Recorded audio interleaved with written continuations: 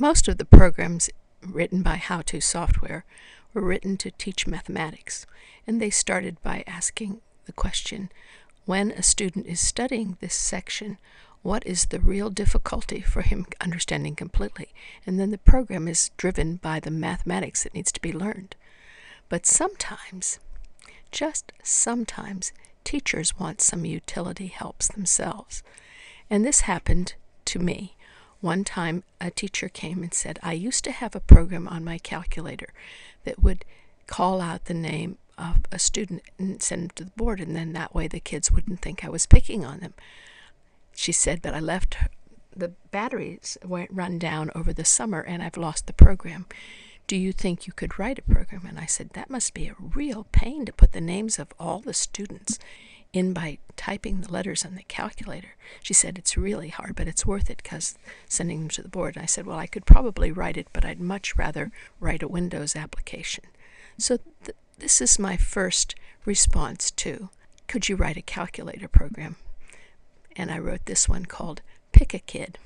Now, I've opened it up here, but I'm gonna minimize it and have you see this is Pick a Kid. Now, I suggest that if you just are going to use Pick a Kid version 1, of course there had to be modifications, that you learn that the classes have to be put in this way, and keep it all in a folder for period 1, period _1, and I just put some names of mathematicians in here. See how they're recorded. No extra lines, just the names of the students. And please don't use any commas because this is comma-delimited data that's being read in period 2. And this is just, I think one is odd and one's even.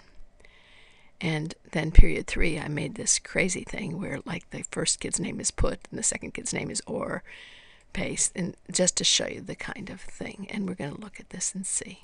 Now, so you'd click Pick a Kid, and it says, please save your class lists in case you forget the format. Save them in the same folder as this program called Pick a Kid. So you select the class. So say we wanted to have period 1. You hit load this class, and you can see a confirmation of the class. And of course, you're going to have more students than this. But I just wanted to show you how it works. So you want to send somebody to the board. So you say, pick a student. And Isaac Newton goes to the board.